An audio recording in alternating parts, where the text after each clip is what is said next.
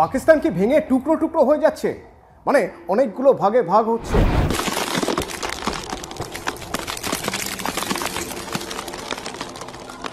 অনেকদিন ধরেই আন্তর্জাতিক সম্পর্ক বিশেষজ্ঞরা তারা বলে এসেছিলেন পাকিস্তান হয়তো অনেকগুলো ভাগে ভাগ হয়ে যাবে, কারণ এই যে বিচ্ছিন্নতাকামীরা তারা বিভিন্নভাবে চাইছে যে পাকিস্তান থেকে আলাদা হতে, কখনো বালুচিস্তান চাইছে, খাইবার পাখতুনখোয়ায় সেখানে আবার বিদ্রোহীরা তারা মাথাচাড়া দিয়ে উঠেছে। এই সব কিছু সামলাতে না পেরে পাকিস্তান ভাগ হয়ে যাচ্ছে না, পাকিস্তান ভাগ হচ্ছে, কিন্তু এবার ভাগ করছে পাকিস্তান সরকার। পাকিস্তান সরকারই পাকিস্তান টুকরো টুকরো করার প্রস্তাব দিয়েছে। পাকিস্তান ক ভাগে ভাগ হয়েছে? আমরা যদি স্বাধীনতার সময় থেকে দেখি তো স্বাধীনতার সময় পাকিস্তানে ছিল 5টা ভাগ। এই 5টা ভাগ কি কি? এই 5টা ভাগের প্রথম ভাগ হলো পূর্ব পাকিস্তান। 2 নম্বর ভাগ কি? 2 নম্বর ভাগ হলো পশ্চিম পাঞ্জাব। 3 নম্বর ভাগ কি?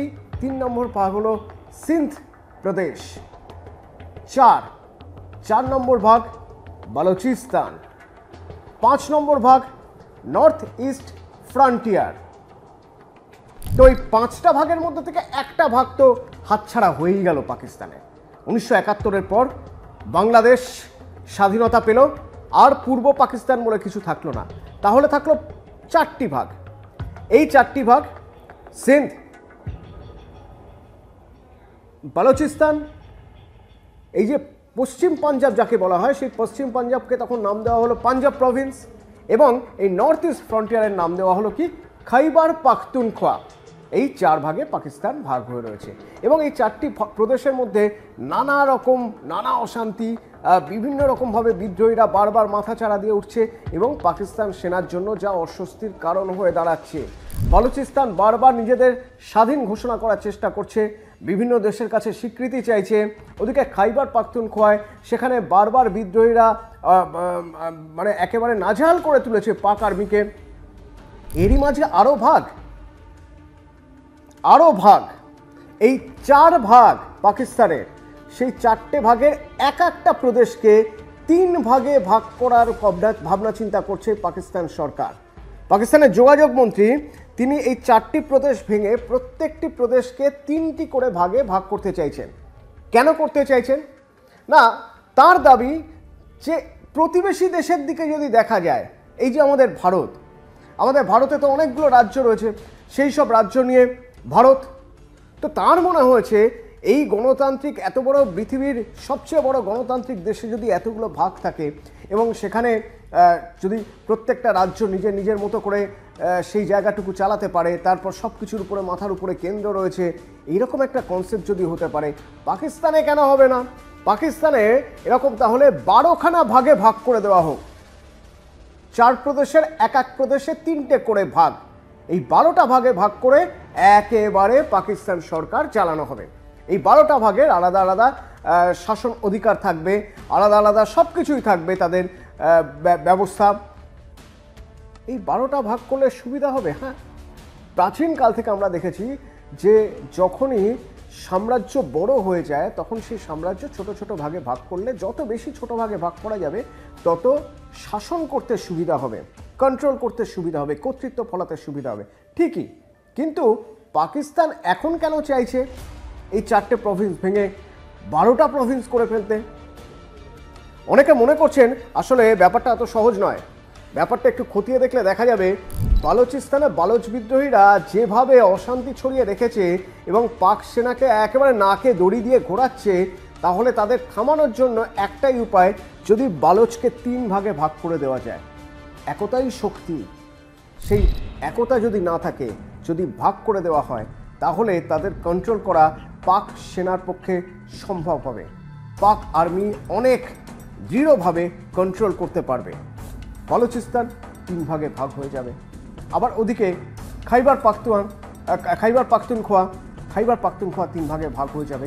এরকম করে ভাগ করে দেওয়া হবে। তাতে কি হবে?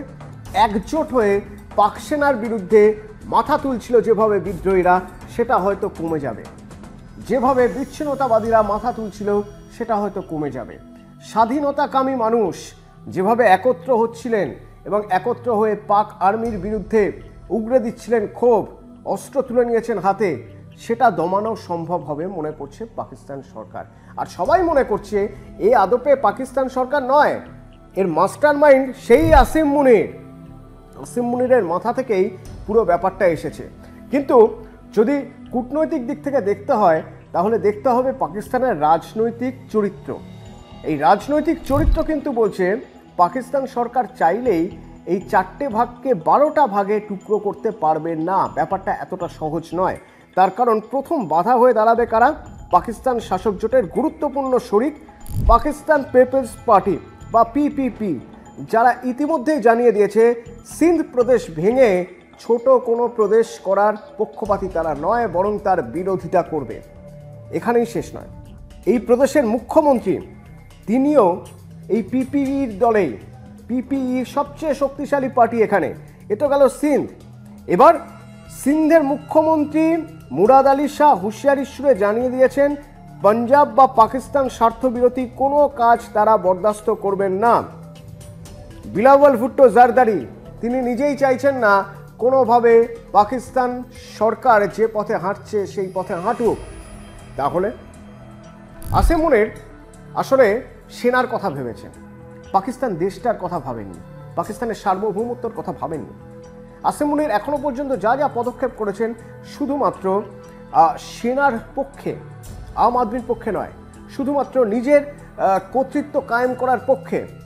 যখন দেখা যাচ্ছে বারবার খাইবার পাখতুনখোয়ায় এবং বালুচিস্তানে পাকিস্তান আর্মি মার খাচ্ছে পড়ে পড়ে, তো পাকিস্তান আর্মিকে সেভ করতে, পাকিস্তান আর্মি যাতে অ্যাডভান্টেজ পায়, সেই ভাবনা চিন্তার জায়গা থেকে মনে হয়েছে টুকরো টুকরো করে দেওয়া হোক প্রভিন্সগুলোকে।